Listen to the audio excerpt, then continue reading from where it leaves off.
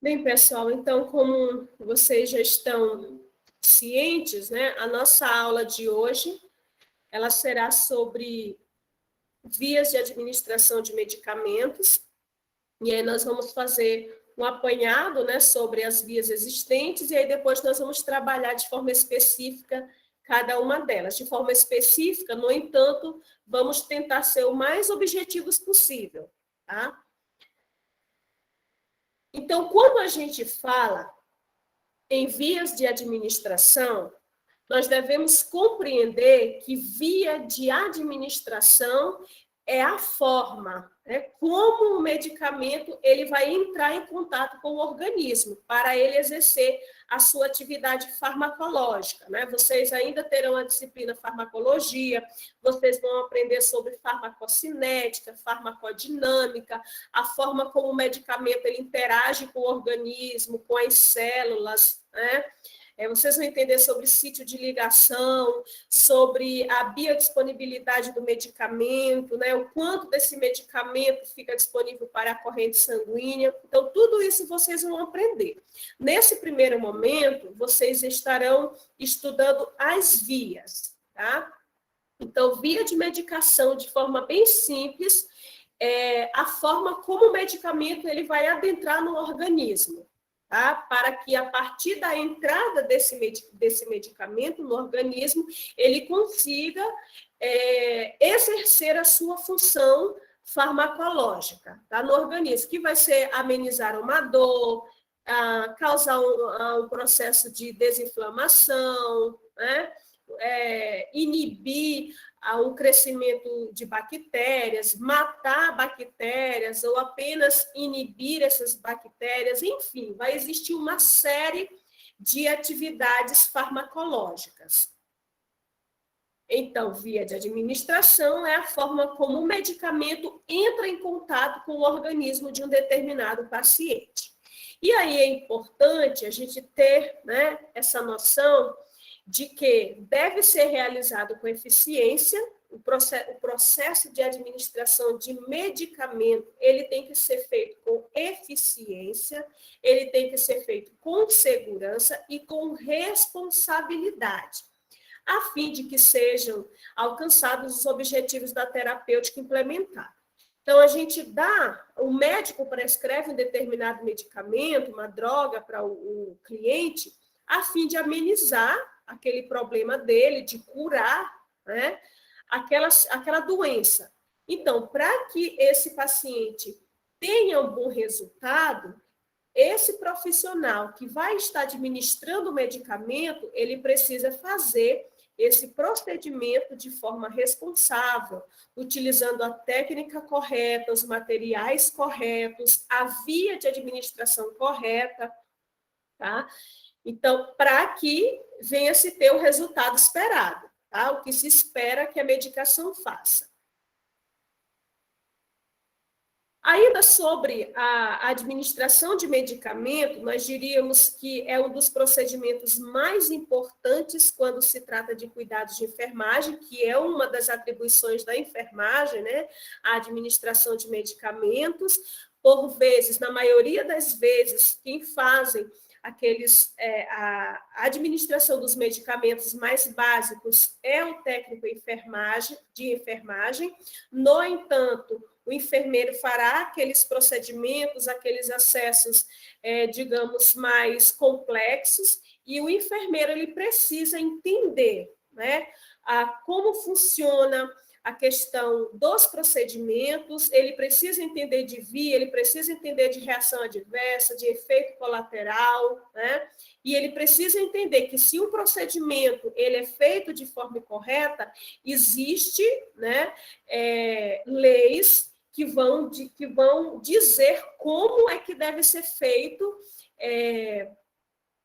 toda aquela situação que vai girar em torno daquele mau uso do medicamento, principalmente quando se fala de um dano para o paciente. Então, se eu administro o medicamento, esse medicamento gera um dano no paciente, que pode ser um dano transitório ou um dano permanente, né? Ou até mesmo um dano que gere o óbito desse paciente, então vai existir leis, né, que vão me julgar. Então, é por isso que eu preciso ter responsabilidade também quando se fala da administração de medicamentos. E aí é por isso que é primordial, é importante demais que o enfermeiro ele esteja preparado e que ele conheça a ação dos medicamentos, como o medicamento age no organismo, qual a forma de administração desse medicamento. Ele precisa entender de eventos adversos, de efeitos colaterais e de interações medicamentosas. Todas essas situações que eu acabei de citar, vocês estarão estudando dentro da disciplina farmacologia. Mas, de antemão, eu falo para vocês que evento adverso geralmente vai ser algo prejudicial para o organismo. É aquilo que não se espera do medicamento, que o medicamento faça para um determinado cliente e acaba acontecendo uma situação, que gere prejuízo para o cliente. Tá? Por exemplo, o paciente ele tomou um medicamento X e ele teve uma parada cardiorrespiratória. Isso é um evento adverso, porque é prejudicial para o paciente. Não se espera que o medicamento ele cause isso.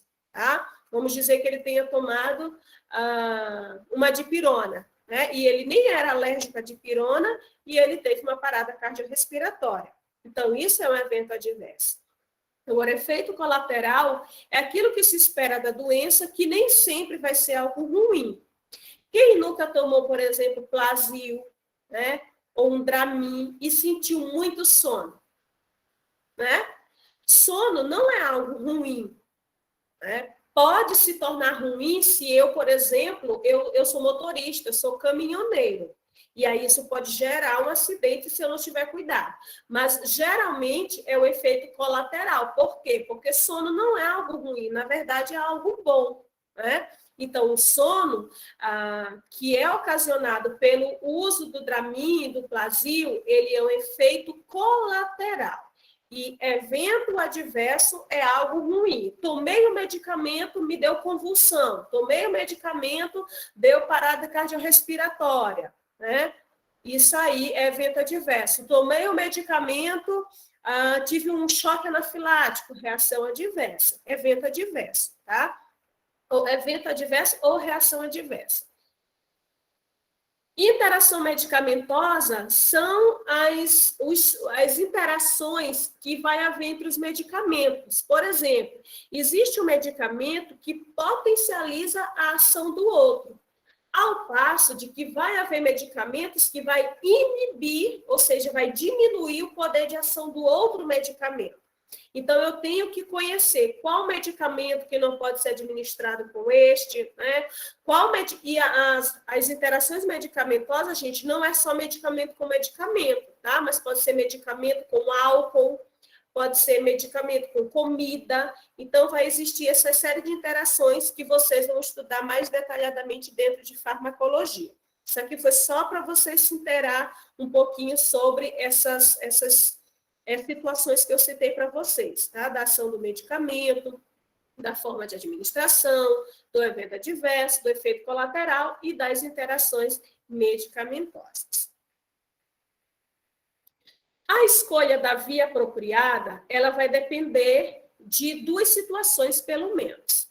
Primeiro, quem vai escolher a via vai ser o médico, porque é ele quem faz a prescrição do medicamento. A não ser que seja o enfermeiro, que trabalha, por exemplo, na atenção básica, e ele está respaldado pelos protocolos do Ministério da Saúde. Então, todos os protocolos, por exemplo, para IST, o enfermeiro ele pode prescrever medicamentos para ISTs, Então, esses medicamentos que estão resguardados dentro dos protocolos do Ministério da Saúde, o enfermeiro pode prescrever, tá certo? Tirando essas situações, quem vai fazer a prescrição de medicamentos vai ser o médico, tá? Então, a escolha da via apropriada vai depender tanto da droga, seja do medicamento que vai gerar a ação. E outra ressalva, quando vocês forem estudar farmacologia, vocês vão estudar conceitos como remédio, medicamento, droga, tá? Vocês vão estudar esses conceitos e vão diferenciar cada um deles, certo? E vocês vão ver que tem as drogas, os medicamentos que são ditos drogas. Nós vamos lá, inclusive, estudar drogas que são estudadas pela questão da farmacologia e drogas que são estudadas pela toxicologia, que aí são as ilícitas que a gente diz, né? Que droga, gente, é tudo aquilo que possui uma fórmula química. Então, o medicamento possui uma fórmula química. O crack, a cocaína, também possui fórmula química. No entanto, eles são danosos para o organismo, né? Então, esses vão ser estudados pela toxicologia, tá? E já tem os outros, que são ditos os medicamentos, né? Que vão ser estudados aí pela farmacologia. Então, a escolha da via vai depender do tipo da droga, né? E vai depender também da situação do paciente, da situação de saúde do paciente, tá?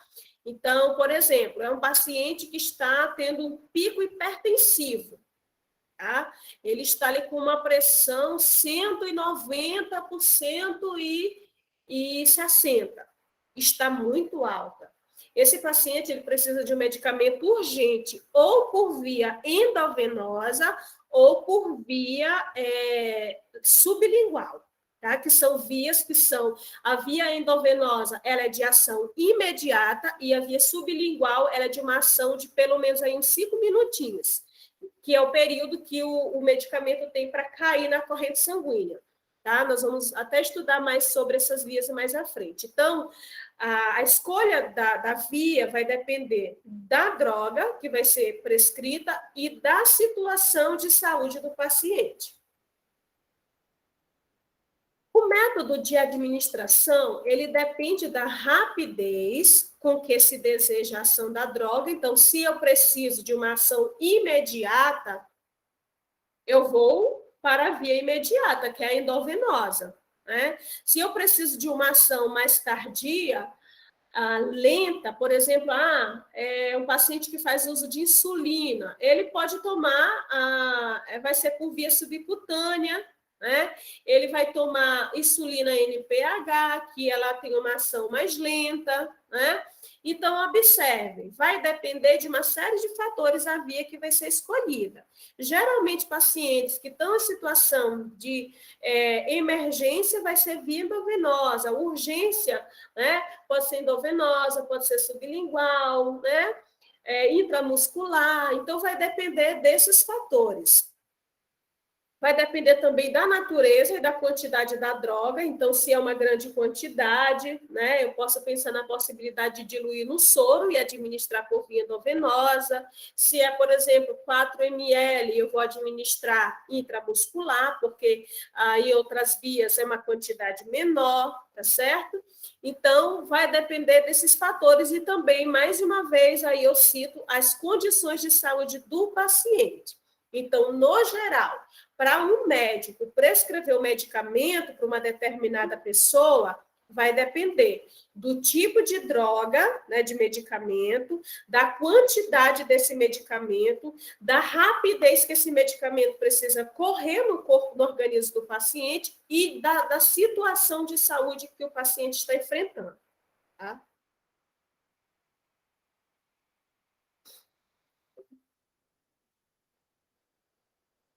Aí, pessoal, nós partimos agora para a questão da classificação. Quando a gente fala de vias de administração, nós vamos ter 2 grandes grupos de vias.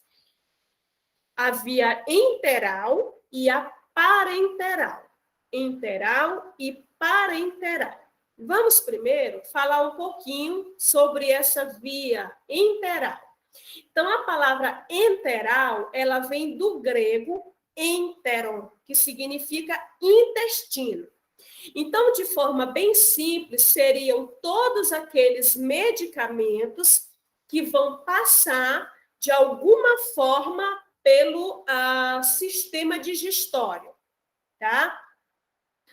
a boca, língua, estômago, intestino, reto, né? Além desses, a gente cita outros, como, por exemplo, olhos, que vão ser já mucosas, né? Olhos, ouvido, vamos citar também a própria vagina, tá? São esses medicamentos que são essas vias que fazem parte do grande grupo de via enteral, tá? Os medicamentos, todos os medicamentos que vão passar pelo sistema digestório e os também que falam de mucosas, por exemplo, olhos, ouvido. Deixa eu só adicionar alguém que chegou agora.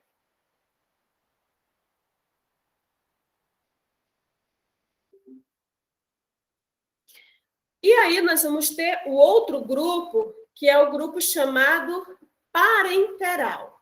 Parenteral vem da junção de duas palavrinhas, que é para, que significa ao lado, mais a palavra enteron, que significa intestino.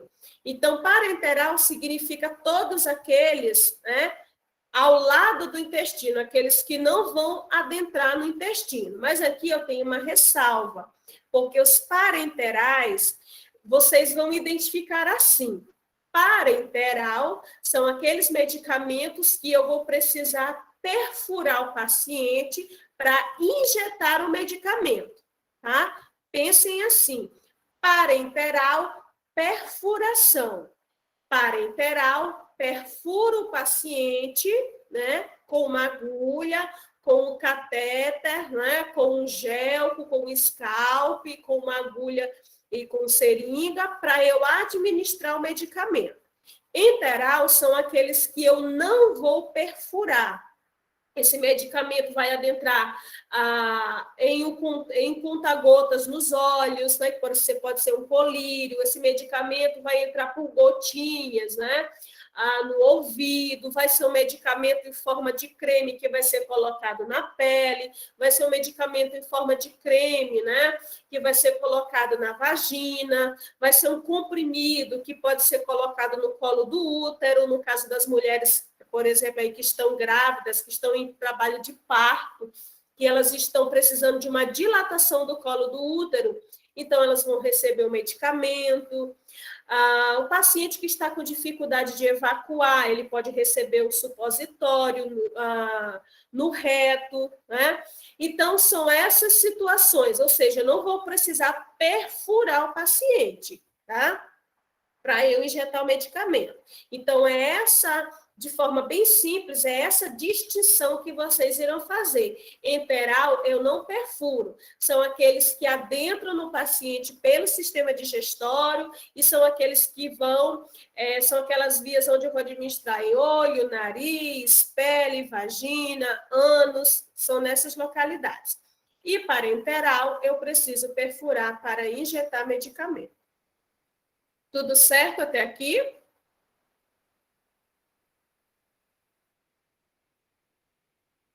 Aqui, pessoal, eu coloquei uma série de imagens e as vias que fazem parte desse grande grupo chamado vias enterais, tá? Então, fazem parte da via enteral, das vias enterais, a via oral, né, que nós temos aqui, via oral, representada aí pela boca, via sublingual, ou seja, o medicamento ele vai ser colocado embaixo da língua, que pode ser medicamento tanto líquido quanto comprimidos, né? Vamos ter aqui a via gástrica, representada aqui pela sonda, onde o medicamento ele vai ser introduzido em uma das vias da sonda nasogástrica ou nasoenteral, tá? E esse medicamento vai chegar lá no estômago ou lá no intestino por uma sonda. Vamos ter também a via retal, né, representada aqui por essa foto aqui de um procedimento de colocagem de supositório para que o paciente consiga evacuar, né, eliminar as fezes. Vamos ter a via ocular, muito representada aí pelo uso de colírios, né? a via otológica, que vai ser aqui medicamentos administrados no ouvido. Vamos ter a via nasal, representada aí pelo uso de corticoides, né, para quem tem problemas aí a nível de sistema respiratório nas vias superiores. A via vaginal, muito utilizada aí no caso, né, das mulheres que desenvolvem alguma IST, né, ou até mesmo problemas como de baixa do sistema imunológico, então a mulher contrai aí, desenvolve uma cardinерela ou uma candidíase, que não são consideradas ISTs, né? E aí se trata com medicamentos à base de cremes, né, ou gel, e via cutânea, representada aqui, né, pelos medicamentos colocados diretamente na pele. Essa via pode ser chamada de cutânea ou tópica. Então, são essas vias de administração que fazem parte do grupo das vias enterais. Observe que são vias de mais simples administração, né, porque elas são geralmente externas, né, ou então muito superficiais. Como é o caso, nós temos internas aqui, como é o reto ou vagina, sublingual, mas são vias superficiais e de fácil administração, tá? De fácil manuseio.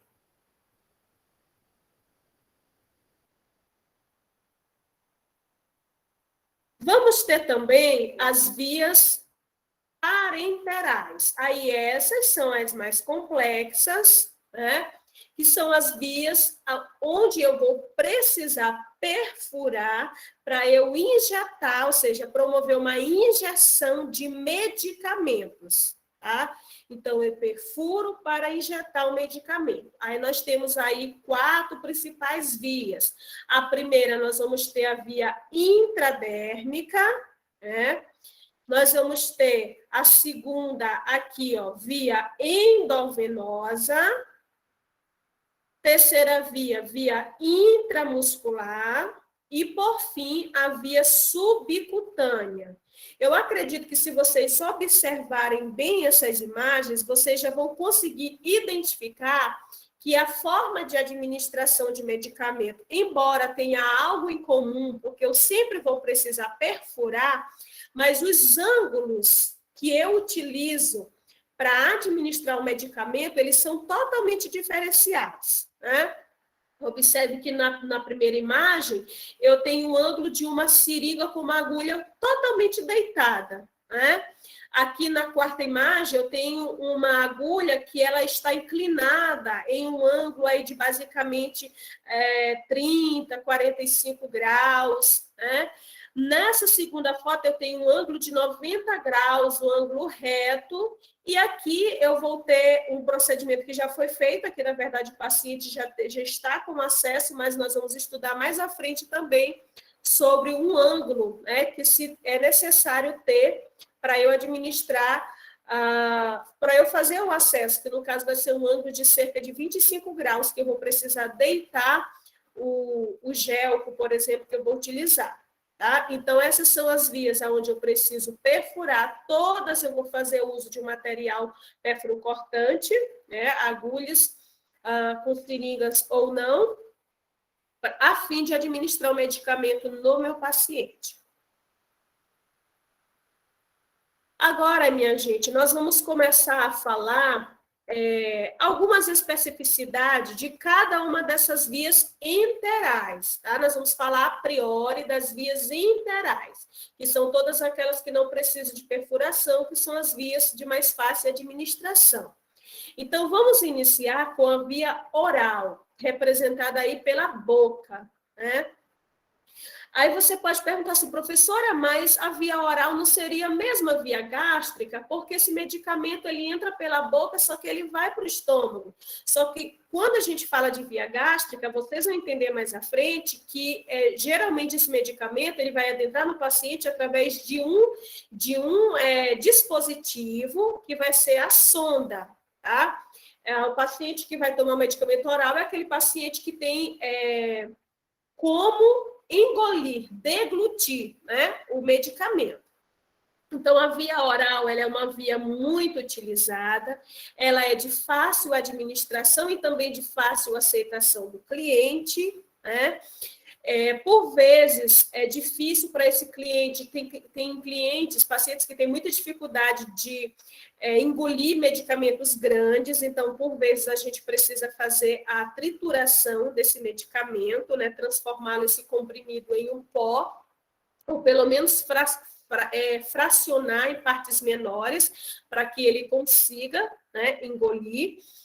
E essas medicações orais, elas são absorvidas pelo trato gastrointestinal, representado aí pela sigla TGI, mais especificamente pelo intestino delgado, que nós estudamos já, né, exame físico do aparelho digestório, e a gente relembrou lá a anatomia e fisiologia, né, do sistema digestório, e a gente viu que o intestino delgado é a parte responsável do trato gastrointestinal, que é responsável, né, pela absorção dos nutrientes, né, do medicamento, e o intestino grosso vai ser mais representado aí pela absorção da água, tá? Então, é o intestino delgado que faz a absorção, ou seja, é ele que vai pegar aquela parte que foi toda esmiuçada do medicamento e ele vai entregar para a corrente sanguínea, tá? Para que esse medicamento venha ter a ação esperada. A ação do fármaco, que é administrado por via oral, ela vai ser em torno de 30 a 45 minutos, tá? Geralmente em torno de 30 minutos. Então, se eu tenho uma situação de emergência, esse paciente ele não vai poder receber o medicamento por via oral, porque emergência é uma situação em que não se pode esperar. Esse paciente ele precisa de um medicamento imediatamente que tenha uma ação farmacológica imediata. Então, se é imediata, vai ser endovenosa, sublingual, né? Aquelas vias que têm absorção mais rápida, tá? Então, ainda falando sobre a via oral, nós diríamos que ela é contraindicada para pacientes com vômitos, com náuseas, né? Porque, evidentemente, que se ele está com vômito e náusea, ele vai colocar esse medicamento para fora. Então, vai ser desperdiçado o medicamento e o paciente não vai conseguir ter uma ação farmacológica ali para resolver aquele seu problema. Então, é contraindicada para pacientes nessas situações. Além disso, para pacientes que não conseguem engolir, né? E pacientes também com diarreia, porque se o paciente está com diarreia, os nutrientes, tanto os nutrientes do alimento quanto o fármaco, que vai ser o princípio ativo da medicação que precisa chegar na célula para ter o efeito, ele vai ser expelido também na questão da diarreia. Então, não há absorção. Por quê? Porque as fezes estão muito líquidas, elas passam diretamente pelo intestino delgado e não vai se ter absorção de nutriente nem de princípio ativo de medicamento algum. Então, paciente com vômito, náusea, com dificuldade de deglutir, que é engolir, né, e diarreia, eles não vão receber medicamento por via oral. O medicamento, ele pode ser deglutido, né, ou seja, engolido, né, com o auxílio da água. Ele pode ficar embaixo da língua, e aí nós teremos a via sublingual, né, embaixo da língua. O medicamento, ele também pode ser administrado por cateter nasogástrico, se está no estômago, ou por cateter nasoenteral, se ele está na primeira porção do intestino, tá? No duodeno. Então, o que vai dizer se é nasogástrico ou nasoentérico é o local aonde a sonda está, que nós vamos estudar ainda para frente, né? Os catéteres. Apresenta-se em formas líquidas, então medicamentos que adentram pela via oral, eles vão ter forma líquida e forma sólida. O líquido, nós vamos encontrar aí os xaropes, vamos encontrar as suspensões, que são aqueles medicamentos onde você consegue ver partículas, né? Mesmo que seja líquido, mas você consegue ver partículas, então ele é um medicamento concentrado. Você vai encontrar os elixir, que é muito representado aí, por exemplo, os medicamentos para gases, né? E vamos ter também as emulsões, que são aqueles medicamentos que eles não se... ele é formado por compostos que não se juntam, né? São compostos que a gente percebe, por exemplo, que eles ficam dentro de um mesmo frasco, mas eles estão um pouquinho separadinhos.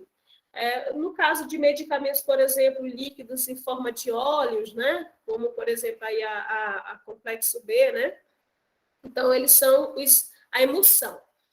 E também você pode encontrar os sólidos, que vão ser comprimidos, drágeas, cápsulas, pérolas, pastilhas, que são tipos, né? Comprimido é aquele que é em forma de pó, a drágea vai ser aquele que você vai encontrar, sabe o Benegrip, né? Que ele tem uma cápsula não, ele tem um revestimento, né? Revestimento que ele é bem resistente, que ele impede, por exemplo, que o medicamento seja esmagado assim com facilidade. E você tem as cápsulas, aí, por exemplo, a amoxicilina, né, aquele medicamento em cápsula, que se você abre, você percebe basicamente como 2 copinhos, né?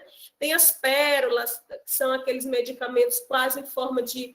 o Advil, por exemplo, né? E as pastilhas. Vamos ter aí pastilhas, medicamentos, por exemplo, para garganta, né? E vão ser em formatos de pastilha. Então, são esses medicamentos que nós temos para via oral. Medicamentos líquidos e medicamentos sólidos, né? E o paciente que está com vômito, náusea, com dificuldade para engolir e diarreia, ele não vai receber os medicamentos por via oral. Quando vai se administrar um medicamento por via oral no paciente, os materiais são, de preferência, copo descartável, os EPIs, né, equipamentos de proteção individual para o profissional, a medicação que foi prescrita pelo médico, a etiqueta de identificação, que nós vamos estudar na aula de amanhã, sobre administração segura, e a gente entende, nós vamos estudar sobre os certos, né? E a gente vê que um dos certos é a medicação certa para o paciente certo. Então, eu preciso fazer uma etiqueta de identificação. Dipirona, né, para o paciente do leito 1. Então, eu preciso identificar. Porque, por vezes, o técnico, principalmente, ele vai fazer uma série de medicamentos naquele horário para vários pacientes. Então, tem algumas situações que ele prepara aqui, por exemplo, 2 medicamentos, né, para pacientes diferentes. Então, ele precisa identificar para que não haja erro. Não administra o medicamento A no paciente B. Tá? Além disso, ele precisa de triturador e conta-gotas, se for necessário. Conta-gotas é mais usado para crianças, né?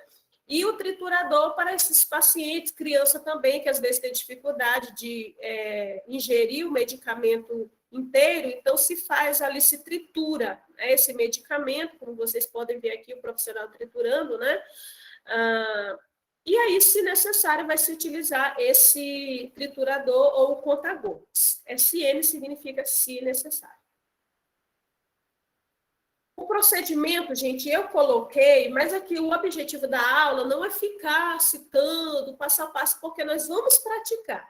Tá? Mas, de qualquer forma, eu coloquei aqui, de forma bem simples, você teria que começar e terminar no prontuário, né? Ler qual foi a prescrição médica, conferir os certos, lembra que eu falei da administração segura?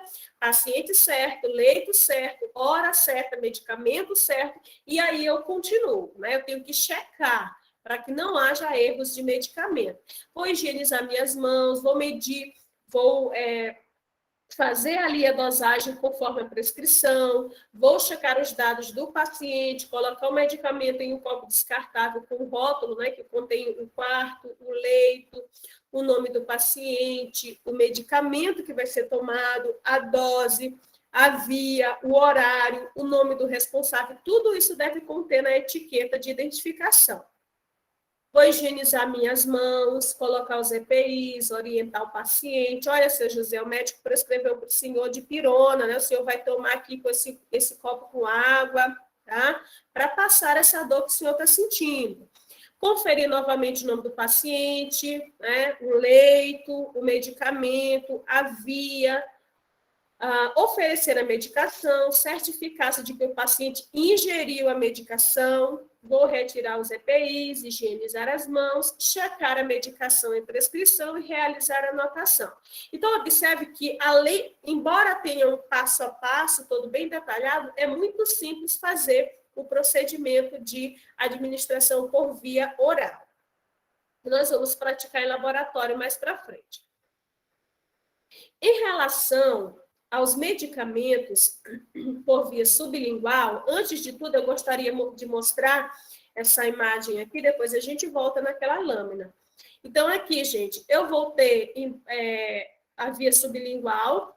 Nessa via, a droga, o medicamento, né, ele é absorvido em cerca de 5 minutos. Professora, mas por quê? Porque embaixo da língua, gente, observe como é embaixo da nossa língua. É um tecido totalmente vascularizado, muito vascularizado, cheio de capilares sanguíneos. Então, é por isso que o medicamento, ele se dissolve embaixo da língua e rapidamente ele vai adentrar na corrente sanguínea.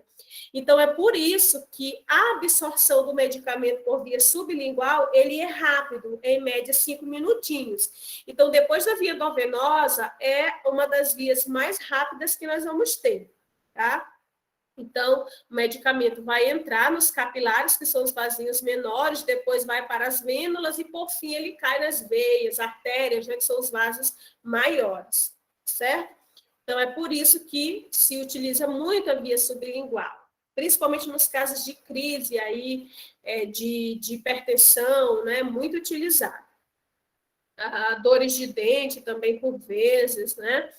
Então, por essa questão que o medicamento essa via, ela é muito utilizada pela absorção que é rápida, né, 5 minutinhos.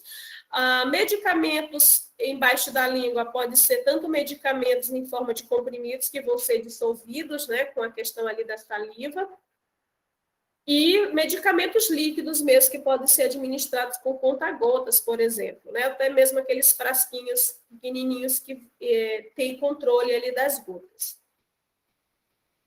O procedimento é o seguinte, eu vou orientar o cliente quanto ao procedimento, né? Então, eu vou dizer para ele, olha, seu Martinho, se o médico prescrever esse medicamento, ele vai ser colocado embaixo da língua, o senhor vai segurar a sua língua, não vai engolir o medicamento, vai evitar falar agora. Você vai deixar sua língua sobre esse medicamento, tá? Vai evitar engolir, vai evitar falar nesse momento. Então, a gente orienta, a gente confere os dados de identificação com a prescrição médica antes da administração, vendo aquela questão lá de todos os certos, se é o paciente certo, se foi para ele mesmo que foi administrado, se é o medicamento que o médico prescreveu, né?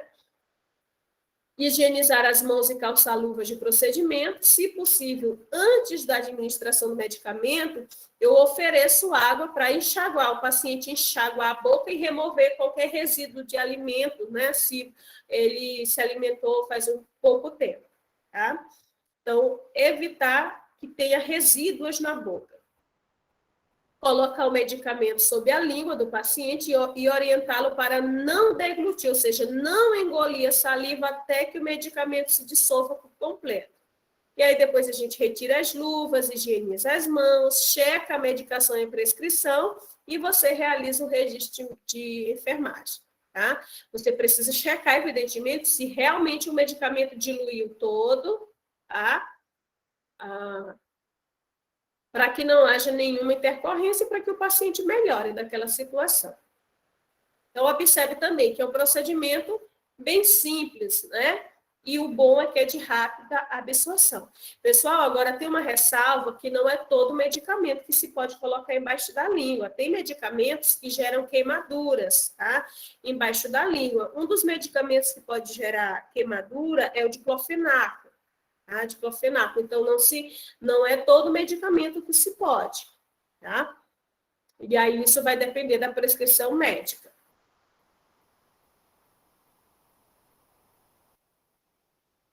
Algumas observações em relação a esse procedimento por via sublingual é que Em medicações orais de forma líquida, antes de administrar na via sublingual, eu vou agitar o frasco, evidentemente, para uniformizar o medicamento, né? Se necessário, eu vou diluir o comprimido. Se o paciente ele tem dificuldade para engolir, né? Eu vou diluir o medicamento. Então, vou deixar ele era um comprimido, eu vou diluir, vou transformá-lo em líquido. Vou evitar o contato direto com o comprimido, então eu preciso estar com luvas, né? Em administração sublingual, certificar-se que o paciente não engoliu ou mastigou o medicamento, porque se ele mastigou e engoliu, a ação vai ser mais demorada, cerca de 30 minutos, ao invés de ser só 5, né?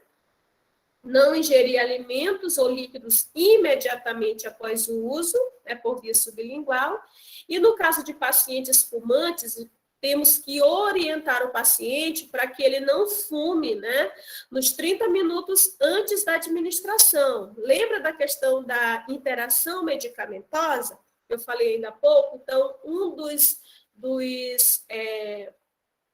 elementos que pode alterar a ação do medicamento é a questão da nicotina. Nicotina, o álcool. Então, o paciente que faz uso do tabaco, é preciso fazer essa orientação para ele. E a via sublingual, ela tem ação mais rápida que a via oral, né? A via oral, 30 minutos em média, a via sublingual, 5 minutos em média. Ok, então nós já estudamos a via oral e já estudamos a via sublingual. Agora nós vamos estudar sobre a via cutânea ou a via tópica, que também é muito fácil, né? De fácil entendimento e de fácil também manuseio, né? Procedimento.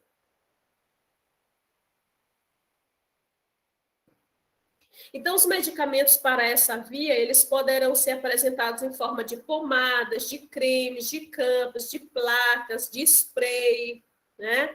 Enfim, até de adesivos, né? Por exemplo, nós vamos ter nicotina em forma de adesivo para os pacientes que estão deixando de fumar. Então, esse adesivo é colado aqui na região tópica da pele e ele vai liberando uma quantidade de nicotina para o paciente para que ele não entre numa crise de abstinência, ele não tenha uma fissura, que a gente diz, e ele sinta o desejo incontrolável de voltar a fumar. Então, ali tem uma baixíssima quantidade de nicotina que vai ser colocado no corpo para que o organismo também não entre nessa fissura, que é a necessidade incontrolável daquela droga, né, daquele elemento químico.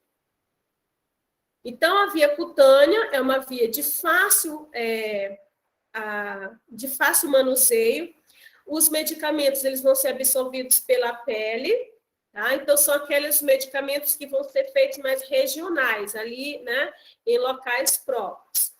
Quais são os materiais que nós vamos utilizar? O medicamento prescrito, que pode ser um antibiótico, um anti-inflamatório, né?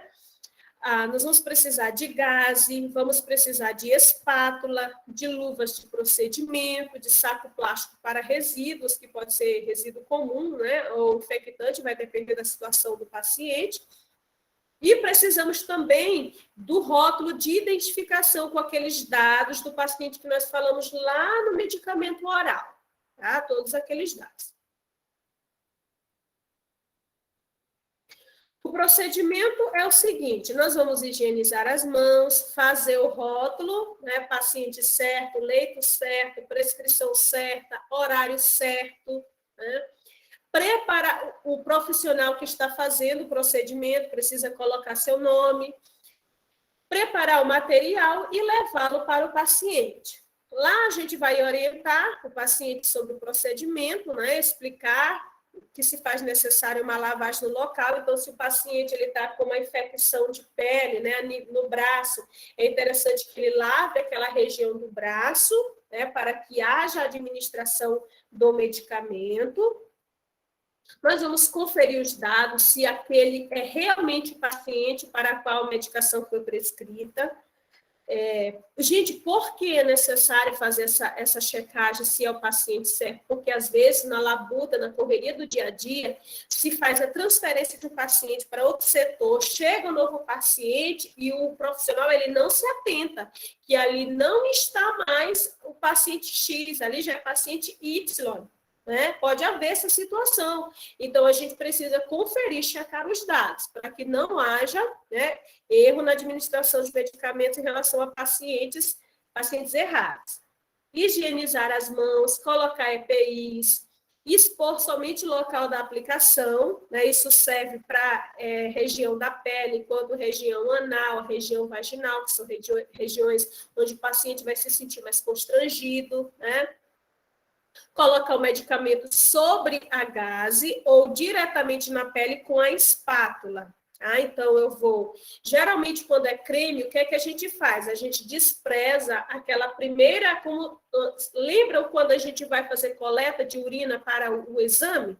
Então, a gente despreza o primeiro jato de urina e a partir do segundo que a gente coleta, né? Da mesma forma, o medicamento. A gente despreza aquela primeira gota ali, vamos dizer assim, né? Aquela primeira... parte do medicamento, e aí você pode colocar ali na gaze e com a espátula você vai passando no cliente ou você já pode colocar esse medicamento ali em forma de creme ou de gel, né, por exemplo, direto na espátula e passando no cliente. É certo que você não pode encostar, né, o frasco do medicamento na espátula que você já está utilizando no cliente, tá? Então, é por isso que a gente fala do uso da gaze, para colocar na gaze e não deixar encostar também. Aplicar e espalhar delicadamente, principalmente se aquela região está ferida ou muito edemaciada, né, ou com dor, o paciente está referindo dor, deixar o cliente confortável, providenciar a limpeza e a ordem do material, né, que eu utilizei, retirar as luvas de procedimento, lavar as mãos, checar na prescrição médica e fazer o registro de enfermagem, tá? Então, tudo eu começo e termino pelo prontuário.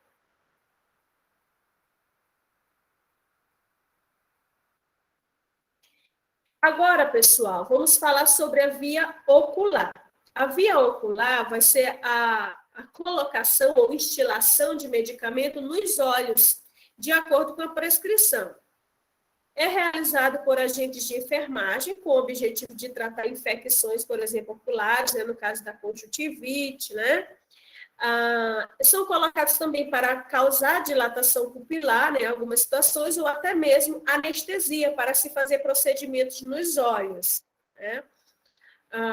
Então, são essas situações onde eu vou usar. Mais comum, vocês sabem que são o uso dos colírios, né? Quais são os materiais que vão ser utilizados? Eu tenho que ver a medicação prescrita, né, qual foi. Eu tenho que ter ali uma gaze, né, saco para lixo e luvas de procedimento. São poucos materiais que eu vou utilizar. O procedimento é que eu vou sempre, né, eu preciso higienizar as mãos, fazer aquele rótulo de identificação, né, porque sempre eu preciso, principalmente o técnico que faz o procedimento, né? E eu, enquanto enfermeiro, eu preciso ficar de olho e ter essa ciência, porque se o profissional, o técnico, que vai fazer administração, ele não fez a rotulagem, eu preciso orientá-lo, ele está sob a minha supervisão. Então, eu preciso orientá-lo, né? Fulano de tal, faça, né, o rótulo com todos os dados, confira se realmente é o paciente X. Então, eu preciso conhecer. Por mais que eu não vou fazer, mas eu estou supervisionando a minha equipe, né? Então, eu preciso estar ciente dessa situação. Vou preparar o material, conferindo a prescrição médica, levar o material para o paciente, higienizar as mãos, calçar as luvas, orientar o paciente quanto ao procedimento sempre, para que o paciente ele tenha segurança. Quanto mais conhecimento ele tem acerca do procedimento que vai ser feito com ele, mais segurança ele tem e o sucesso do meu procedimento se torna maior ainda. conferir os dados antes da administração e colocar o cliente sentado ou elevar a cabeceira. Isso é importante, né? O paciente ficar sentado ou eu vou elevar a cabeceira em faule, né, para ficar ali em torno de 30, 45 graus.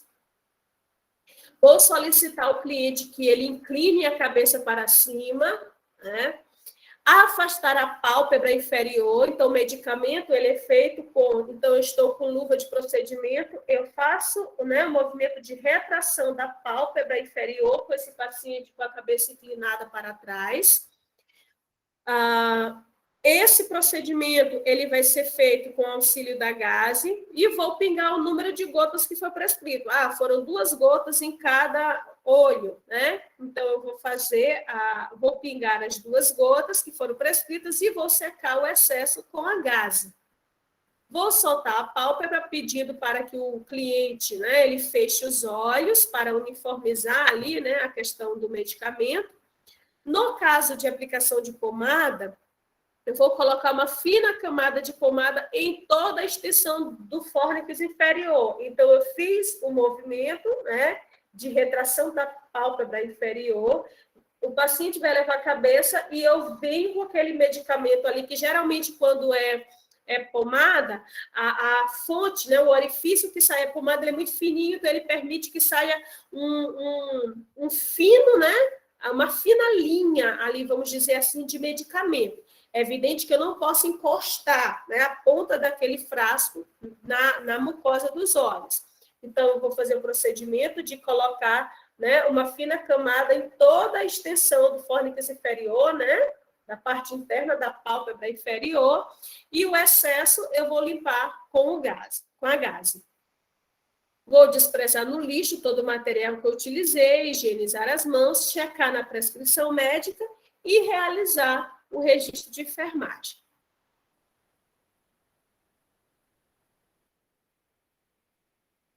Agora, via nasal. Observe, gente, que embora sejam muitas, podem estar, em relação ao procedimento, está vindo muitas informações, mas vocês vão perceber que, na prática, o procedimento ele é muito simples. É claro que isso não vai excluir toda a minha atenção, né?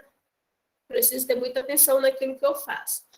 A via nasal vai ser a administração de medicamentos de forma líquida na narina, realizada por agentes de enfermagem, que pode ser um enfermeiro ou um técnico, né, auxiliar, com o objetivo de aliviar a congestão, né, congestão nasal, facilitar a drenagem, né, de secreções, promover vasoconstricção, ou até mesmo uma ação medicamentosa específica para aquele local. Então, os materiais são o medicamento prescrito, o conta-gotas, a gaze, saco para lixo, a etiqueta para identificação sempre e luvas, tá, gente? Aqui são luvas de procedimento. O procedimento vai ser fazer o rótulo conforme prescrição, com todos aqueles dados, né, que eu falei para vocês dos certos, que nós vamos estudar mais à frente. Levar o medicamento até o cliente, né, higienizar as mãos, calçar as luvas, orientar o cliente quanto ao procedimento e sua finalidade, conferir prescrição antes da administração. E aí eu vou higienizar as mãos. Vou fazer ou solicitar, né, ao cliente que ele limpe a narina com gaze ou lenço. Se ele tem condição de fazer, ele vai promover esse autocuidado, né, de limpar a narina. Se ele não tem, eu faço esse procedimento, tá?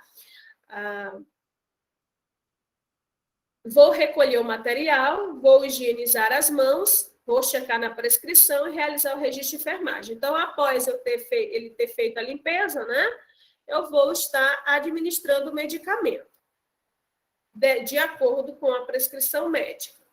Às vezes não é administração de medicamento, mas às vezes é uma lavagem, né, das narinas, ali com, por exemplo, uma seringa com água, né, vamos dizer assim, né, ou com soro morno, né, para que haja ali uma lavagem da região ali, retire secreção. Não é necessariamente um medicamento, né, mas eu faço o procedimento de igual forma. A via otológica ou auricular vai ser a instilação, ou seja, a administração de medicamento no canal auditivo, feito por profissional da enfermagem, e será contraindicada para pacientes que estão com tímpano perfurado. Tá? Então, pacientes que estão com alguma alteração a nível de tímpano, que foi perfurado, não vão poder fazer, tá, o procedimento, porque isso pode gerar mais danos. Então, quando o médico ele prescreve o medicamento por essa via, ele tem que estar ciente da situação do cliente. E mesmo que ele esteja ciente, quando nós formos administrar, perguntar, né? Se ele é ciente que ele tem tímpano perfurado, alguma alteração a nível de tímpano. Tá? Porque, às vezes, o médico ele pode prescrever um medicamento errado, e aí a gente só confia naquela palavra do médico, mas não pergunta. Né? É o típico caso do paciente que falou para o médico, ou está no prontuário do paciente que ele tem alergia de pirona, mas o médico não viu isso e prescreveu dipirona.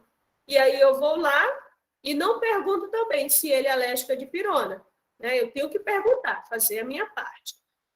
Então, os materiais serão a medicação prescrita, conta-gotas, que pode ser, por exemplo, até uma seringa também, né? Algodão, saco para lixo, etiqueta de identificação, recipiente para lixo e luvas de procedimento. O procedimento eu preciso ler a prescrição médica, fazer o rótulo contendo quarto, leito, nome do paciente, medicamento, a dose, a via, horário e nome do responsável. Então, por exemplo, se cair para você lá na sua provinha, né, um caso clínico que você vai precisar administrar o medicamento, digamos assim, por via intramuscular. Então, no rótulozinho ali da penicilina benzatina que você vai administrar para o seu paciente, deve conter o quarto que o paciente está, o leito, o nome dele, o medicamento, a dose, a via, o horário e o seu nome. Tá? Isso aqui vocês precisam ter ciência.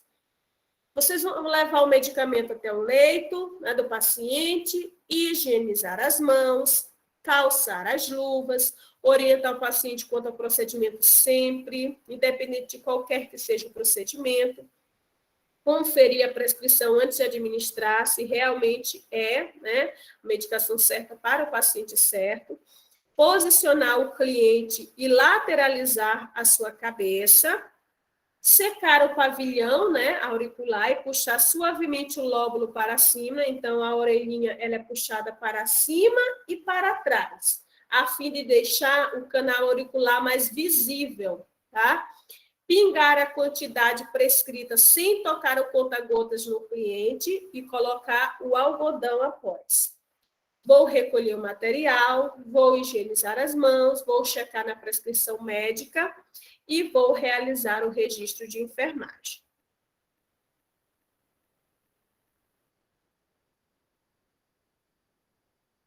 Estamos concluindo já, né? Já pertinho. Agora, em relação à via retal. São medicamentos que são inseridos no reto e podem apresentar-se em forma de supositórios, de clister, que são cristel ou enteroclisma, que são frascos, né? Mais ou menos assim, que vão ter uma ponta, eles parecem muito com a almotolia de soro, né? É um frasco que vai ser introduzido no ânus do paciente a fim de promover uma emolência melhor da questão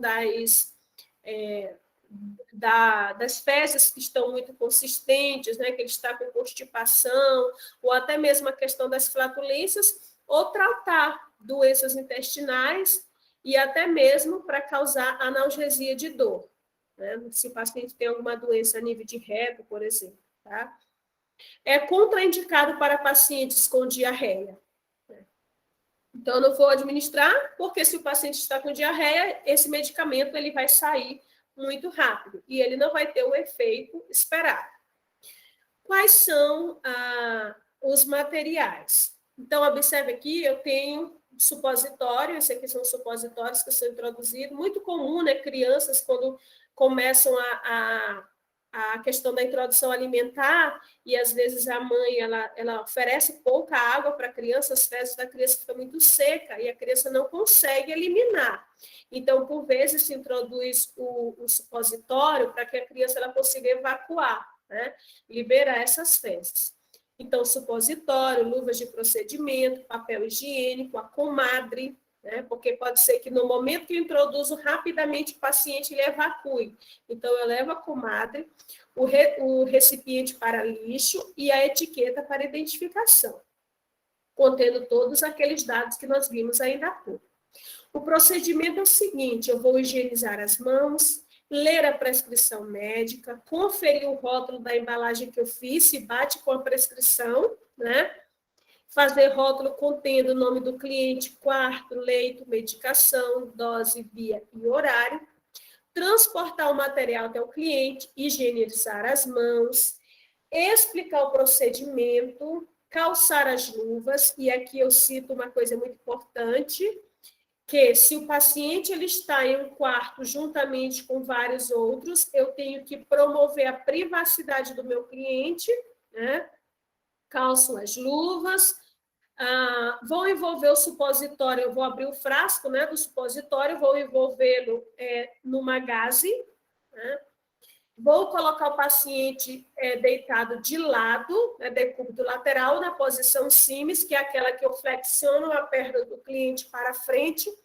O ideal é que esse paciente ele esteja o mais próximo da beira do leito, né? E vou expor somente a área necessária. Vou afastar a prega interglútea, então eu preciso afastar as nádegas com as mãos, né? É claro que essa mão eu vou utilizar o papel higiênico para melhor visualização do ânus, então eu vou afastar, assim como se faz, por exemplo, vai se fazer um PCCU, né, um exame preventivo de câncer de colo uterino, se afasta os grandes lábios da vagina para visualizar os pequenos lábios e o orifício, né, a entrada vaginal, o introito vaginal, que a gente diz para introduzir o espéculo. Da mesma forma, a gente faz no ânus, né? Independente de ser da criança, do idoso, da mulher, do homem adulto, nós vamos fazer esse procedimento de afastar a prega interglútea, né? Com o auxílio do papel higiênico, eu vou visualizar o ânus, e assim que eu visualizei, eu vou pedir para o paciente ficar calmo, relaxar, eu vou introduzir delicadamente, além do esfíncter anal, então eu preciso introduzir, né, para dentro, e pedir ao cliente que ele retenha, ou seja, que ele segure, né, por 30 minutos aquele supositório. Vou me certificar que o supositório ele tenha sido introduzido, né, verdadeiramente. Caso o cliente tenha condições para autoaplicação, ele consegue, eu vou orientar para que ele faça, porque assim ele vai ficar menos envergonhado, menos tímido, e o procedimento, né, pode até ser feito melhor. Vou remover todo, de qualquer forma, mesmo que ele tenha introduzido, eu preciso checar se ele foi introduzido corretamente, tá? Vou remover o lixo, retirar luvas e lavar as mãos, checar a administração na prescrição médica, então, realmente, colocar lá que foi prescrito o medicamento, né, e fazer aquele registro de enfermagem. É muito comum crianças e idosos, né, utilizarem o supositório. A via vaginal. E em relação à via vaginal, né, é muito comum, como eu falei lá no início, as mulheres utilizarem, né, os cremes vaginais, creme, pomadas, gel, né, para tratar a questão das infecções sexualmente transmissíveis e até mesmo doenças que não são consideradas IST, mas que por uma baixa no sistema imunológico, pelo estresse que a mulher está vivenciando, ela pode ocasionar, isso pode ocasionar na mulher uma candidíase ou uma infecção por Gardnerella, né, que são um fungo e uma bactéria que estão presentes na flora vaginal. No entanto, quando a mulher ela tem uma baixa, uma queda do sistema imunológico, essas bactérias ou esse fungo, eles começam a se multiplicar desordenadamente. Aí isso vai causar desconfortos, como o corrimento vaginal, que no caso da da candidíase é branco, como se fosse um leite, né? E isso, um leite coalhado, isso promove também para a mulher muito prurido, que vai ser a coceira, uma vermelhidão na região da vagina, né? Em relação à gardnerella, é um corrimento um pouco mais amarelado, também pode provocar coceira, dor durante o ato sexual, né? E um corrimento também, e uma vermelhidão ali da região da vagina. Então, a mulher, ela vai precisar tratar, tá? Vai precisar tratar ou com antifúngico ou antibiótico. No caso, gente, da mulher que está com gardnerella, não é considerada IST, mas se ela passa para o homem, vai ser considerada, no homem vai ser considerada IST, porque não é comum ele ter essa bactéria, né, no seu canal ali reprodutivo. Agora, a mulher é comum que ela tenha, né? Infelizmente, né? E aí vai ser um procedimento realizado pela equipe de enfermagem, pelo médico ou pela própria paciente, com a finalidade de tratar as patologias ginecológicas, que podem ser as ISTs, como eu falei para vocês, a candidíase, a gardnerella, né? Enfim. São medicamentos introduzidos pela via vaginal, mas eles podem ultrapassar o canal vaginal e irem até o colo do útero, como eu falei para vocês, né? No caso aí de medicamentos para causar a dilatação do colo do útero, né? Ou medicamentos para retardar a dilatação do colo do útero, no caso de mulheres que estão com a suspeita de parto prematuro, e aí o médico introduz a terbutalina, que é um medicamento que a gente diz que ele vai tentar fechar ali o colo do útero para que não haja um parto prematuro, tá? Então, pode ser que esse medicamento também vai ser colocado ali no colo do útero, não somente na vagina. E aí, esses vão ter em forma de comprimido, tá? Esse medicamento que faz a tocólise, que é para evitar que o colo do útero dilate, ele vai ser um comprimido. Da mesma forma que o para dilatar também o colo do útero, ele vai ser um comprimido que vai ser colocado bem na entrada do colo do útero, no orifício do colo do útero. Então, os materiais utilizados para a via vaginal vai ser luvas de procedimento, gaze, o medicamento que foi prescrito, né? O aplicador vaginal individual, no caso, se for cremes, né, pomadas, enfim, o biombo para vedar, né, ali se a mulher está junto com outras mulheres, a etiqueta para identificação e o recipiente para desprezar o lixo. Aqui é uma imagem, né, mostrando que o profissional que for fazer o procedimento, se é um profissional, ele vai colocar essa mulher em posição litotômica, ginecológica, ele vai, já está calçado as luvas, então ele vai explicar o procedimento, ele vai abrir os grandes lábios para deixar o ósteo vaginal, que é a entrada do canal vaginal visível, e ele vai explicar, né, que ele vai introduzir o aplicador, e a partir do momento que ele introduzir, ele vai injetar esse medicamento, né, e aí depois a mulher vai ficar deitadinha, né, vai relaxar ali, e aí ele vai fazer a limpeza de todos ali os materiais que ele utilizou, vai colocar no lixo. Então, o procedimento é higienizar as mãos, ler a prescrição de enfermagem, fazer o rótulo, reunir os materiais, higienizar as mãos, explicar o procedimento para a cliente, colocar o biombo para a privacidade, aí vai calçar as luvas, vai orientar, fazer o procedimento ou auxiliar a mulher, né, para fazer o procedimento. Se ele for fazer, ele vai pedir para a cliente fazer a posição ginecológica, vai abrir os grandes lábios, como eu já falei para vocês, com a mão não dominante, com a dominante, ele vai fazer a administração, tá, do medicamento, movimento delicado, né, vai aplicar com o aplicador individual. Depois da aplicação, vai retirar o aplicador, vai colocar a cliente em posição confortável, desprezar o material, retirar luvas, higienizar as mãos, checar a administração na prescrição médica e realizar registro de enfermagem. Aí aqui eu coloquei uma observação, né? Caso o medicamento escorra, deve-se colocar absorventes higiênicos na mulher, né? Orientá-la. Se ela não tem condições de fazer, nós vamos fazer por ela. orientar os clientes independentes para a realização do procedimento e, em pacientes com ímen íntegro, utilizar aplicador apropriado, principalmente porque nós vamos encontrar meninas, né, por exemplo, mulheres virgens, né, que ainda não tiveram contato sexual, que podem desenvolver uma candidíase, que podem desenvolver uma gardnerella, né? Por quê? Porque não são ISTs, não são doenças sexualmente transmissíveis. É um problema de saúde que ela desenvolveu porque ela está com uma queda no sistema imunológico, né? Uma mulher que é soropositiva, que tem câncer, ou até mesmo não tem nenhuma doença, mas ela está com o sistema rebaixado. E aí ela pode desenvolver. Se ela tem um ímã, né, que ele permite a aplicação da pomada, ele vai ser um aplicador bem fininho, bem mais fininho, né, e ele vai permitir que passe por aquele pequeno orifício do ímã sem que cause nenhum dano, né, para o ímã. Se não tem condições, porque o ímã dela é muito fechadinho, então pode ser que ela vá receber medicamento oral.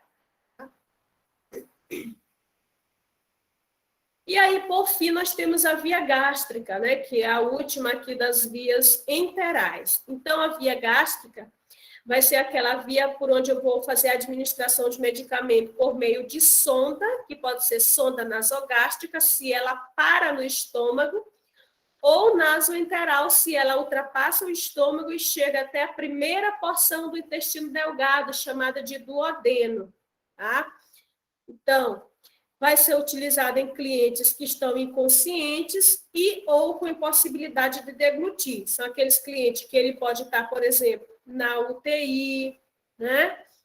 Ou aquele paciente que ele está numa enfermaria convencional, no entanto, ele não está conseguindo engolir. Aí, nesse caso, ele pode estar utilizando sonda e o medicamento vai ser introduzido ali pela sonda, tá? Como vocês podem ver nessa imagem.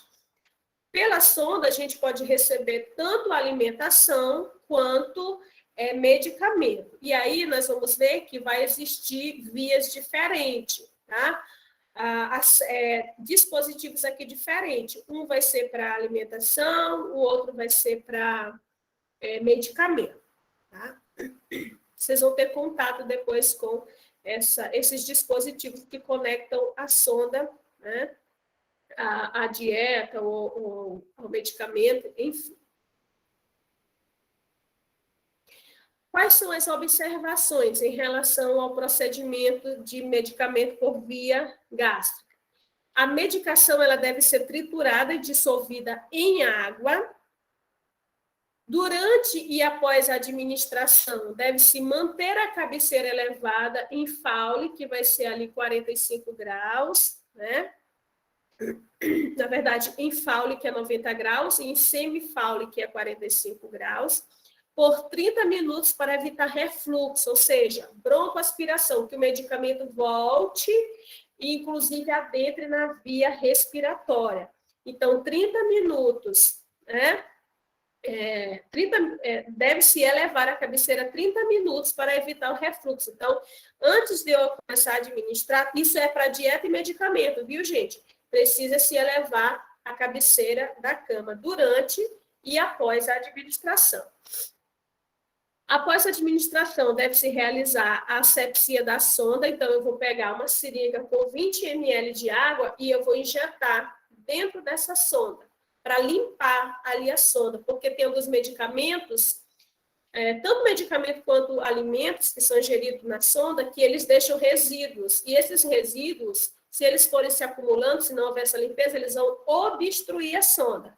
Então, todas as vezes que eu for fazer uma dieta, né, alimentação, ou que eu for fazer medicamento, após o procedimento eu tenho que lavar a sonda, para evitar a obstrução ou que os resíduos fiquem ali e evitem e promovam a não passagem correta, né, do medicamento, vamos dizer assim. No caso de se encontrar resistência da sonda, né, para a introdução do medicamento na sonda, deve-se verificar se a sonda está dobrada, né, em alguma parte ali, ou se está havendo obstrução da sonda, tá?